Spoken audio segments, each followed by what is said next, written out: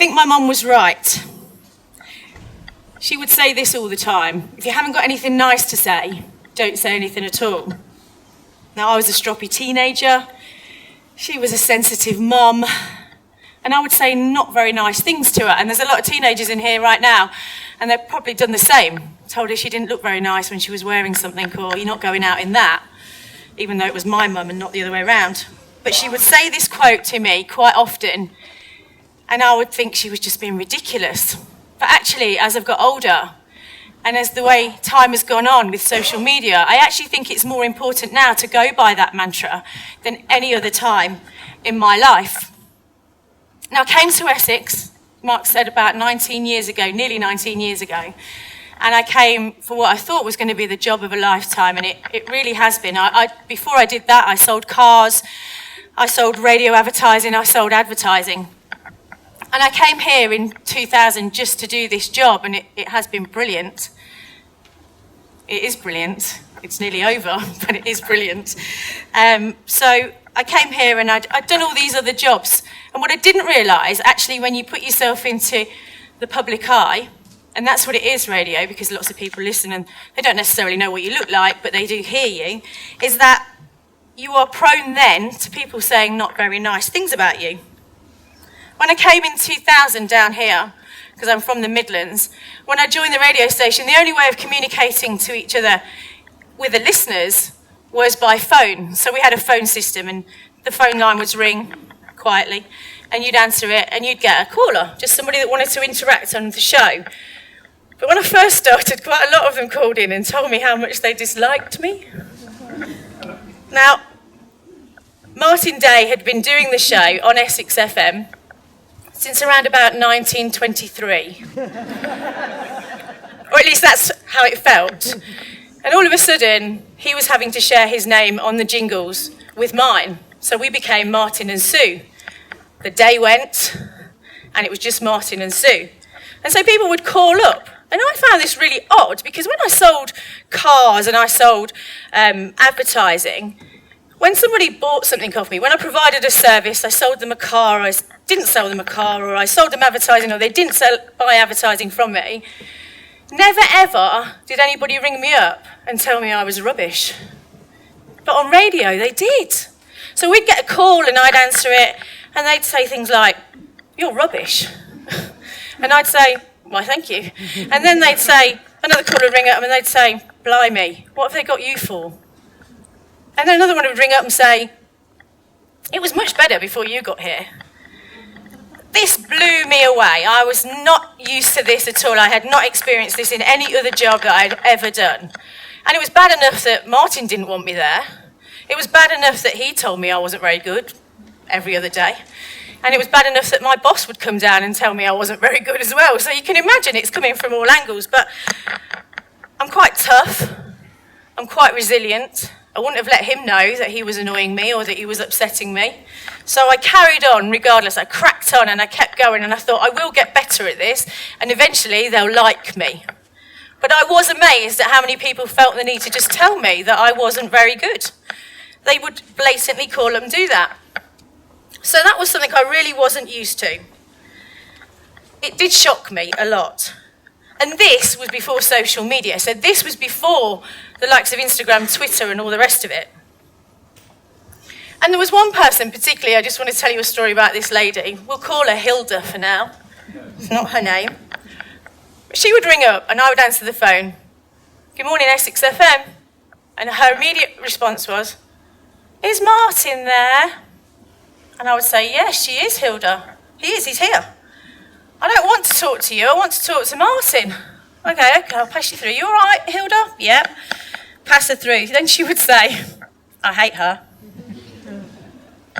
Now, I kind of accepted it from her. She was an old lady. She was set in her ways. She loved Martin. Good job, somebody did. And she would do this frequently to me. Another time she rang in and she actually said this, and I kid you not, she actually said this. "That's Hilda." It's not, because Hilda's dead now, but... No, honestly, it wasn't me. But she actually said she was going to sit by the radio and she was going to turn the volume up and down so she only listened to Martin.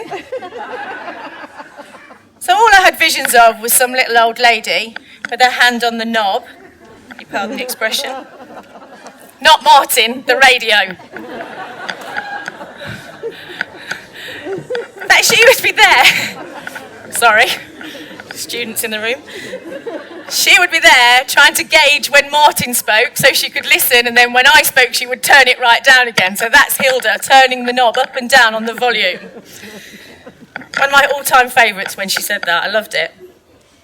Now, as it went on, technology became huge in our media circles. We were doing everything, multi-level platforming. It was what the bosses wanted. They wanted us on the radio, they wanted us on text, they wanted us on Twitter, they wanted all that. First of all, text. You could all text each other, but we couldn't see your text. And then they put in a system where the text came into the studio and they were on a big screen. And the text started getting a bit more hurtful because we couldn't talk to them. They could just text. So they would text us and they would just put things like, "I hate her laugh." Anybody listen to the show? Yes. Thank you, those two. I've got quite a well-known laugh. I can be in the co-op, laugh and somebody say, "That's so..."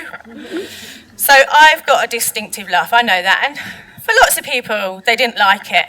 Loads of them liked it. Loads of them said, "When you laugh, I laugh. When you're having fun, I'm having fun. When you're having a giggle, we're all giggling while we're getting ready for school or driving the kids to college." But some people didn't like it, and some people then, when we got texts available in the studio, they would text in and they would say, "I hate her laugh. She's like a witch."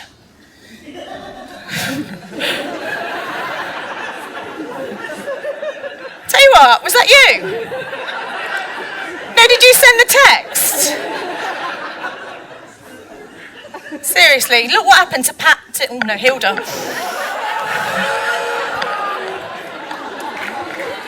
She's...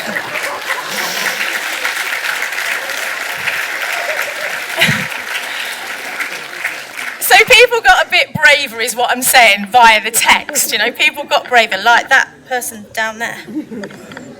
I'm not telling you this to make you feel sorry for me. I'm telling you because when you put yourself out there, and a lot more people are putting themselves out there these days with social media influencers, when you put yourself out there doing a job where everybody thinks they know you, they feel that they should say something. But remember what my mum said, if you haven't got anything nice to say, don't say anything at all. When social media came out, Facebook, Twitter, Instagram, they wanted us to do stuff on there. Now, I clearly have a face for radio. So I didn't want to go on social media and put my face on there. I don't know how many pounds a camera puts on, but there must have been 6 cameras on me when I watched it back. I think it's £10, isn't it, per camera? So I didn't want to do this, but we had to embrace it. And one of the funny little things that happened to us was we played Pictionary, and I know what you're thinking, Pictionary on the radio, that doesn't work, does it? You'll be surprised. So we set up this flip chart. I had a pen and an envelope with loads of cards in it, and Martin sat the other side of the studio. And this was to go on Facebook, so we videoed it, so that's why it was on social media. And I hadn't really thought about we were going to do this that day, so I turned up to work in my normal jeans, jumper, start drawing. I'm not very good. Most things just look like phallic symbols. So I'm drawing away, and we video it, we edit it, we stick it on Facebook the next day. Loads of nice comments underneath, as people do on our Heart Essex Facebook page. They write nice things, "You're so funny," "Oh my gosh, really nice." But sometimes when you write something that's not very nice, it really sticks in somebody's head, and that's why I'm telling you this. It remains with me to this day, where one woman had written, "I hate those jumpers with the holes in the shoulders." What? It's Pictionary. Why are you commenting on my jumper with the holes in the shoulders? You see, I'm not wearing it today, can't you? It's at the charity shop. But that's really stuck with me. That has really stuck. The negative comments that people put on social media stick much more than the ones that are happy and funny and nice and say lovely things about you. So as I said, I'm not telling you to make you feel sorry, just that I am there. And I'm just a Z-list celebrity, okay? Well, that's what my friends call me and my daughter.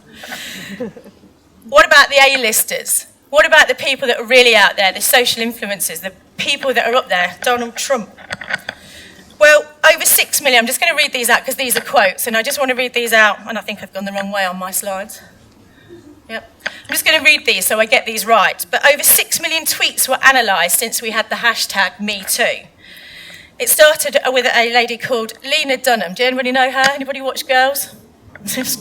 You people at the back shouldn't be watching it. It's quite rude. Anybody at the front, have a look. It's brill. and Amy Schumer, Lena and her were two of the most insulted celebrities on Twitter, followed by Anderson Cooper, Kevin Durant and Ben Affleck. They received the most amount of comments that use words such as awful, disgusting and ugly. Which is what I'm asking you. Why are people doing this? Why are they? Why are they not listening to what my mum said all those years back? And she probably still says it now, if she wasn't dead. No, she's not. It's a joke. She's still alive. Well, I think she is. I haven't called her for about 3 days. Another group of researchers actually went through 6 million tweets and revealed the abuse women and men have experienced when they live in the spotlight. And yet all of you at the back probably want to live in that spotlight. Overall, they found that female celebrities endured over 30% more insulting tweets than men. 2% of tweets were directed towards female celebrities, including terms like atrocious, overrated, and kill yourself.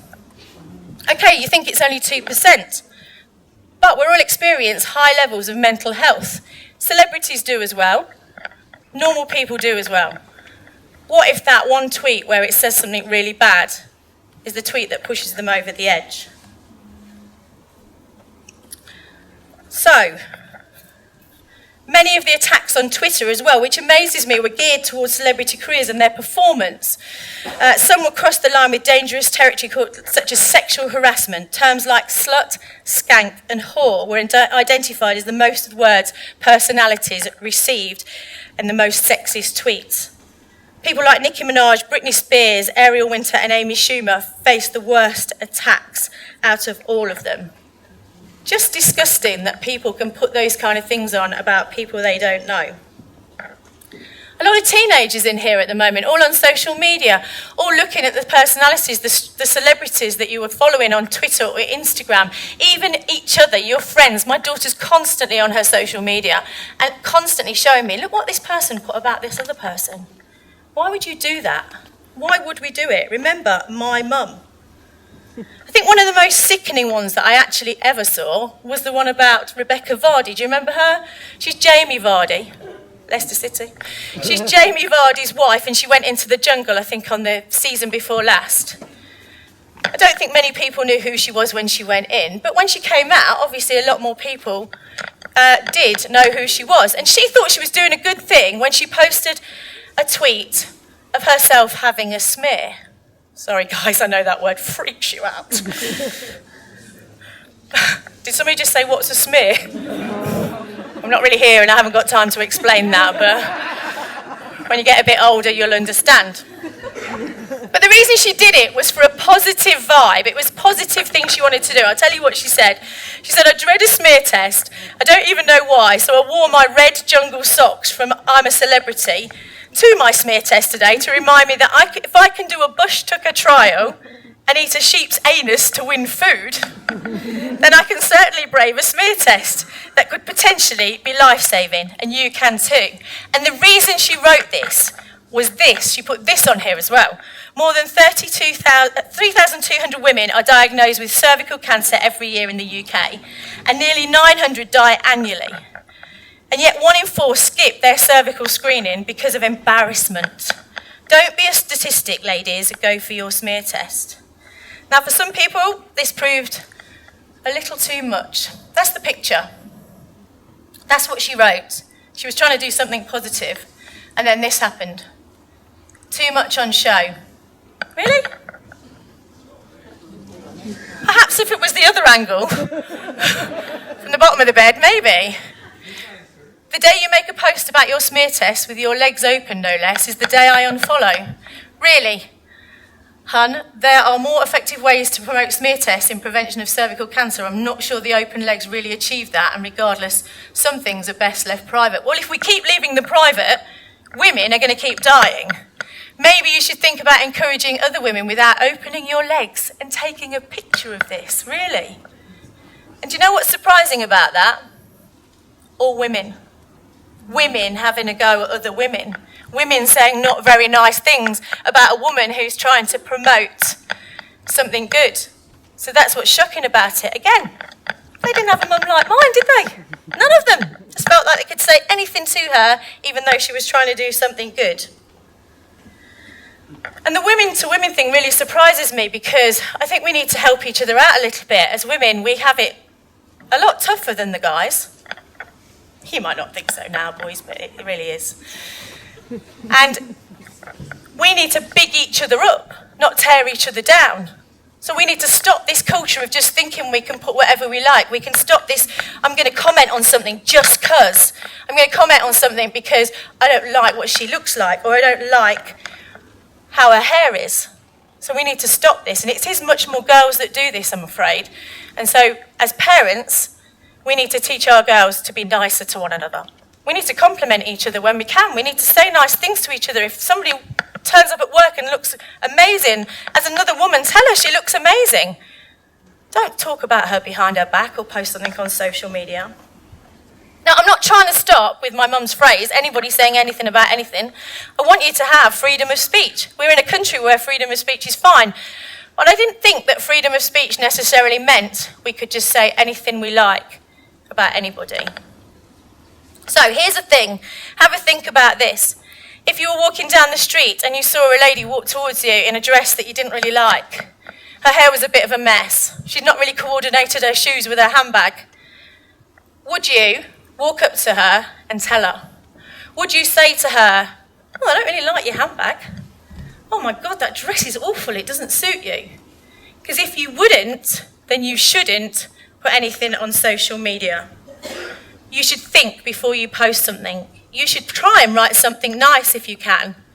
But put yourself in that situation when you're on social media of any form and looking at anybody's posts. Would you say it to their face? Thank you.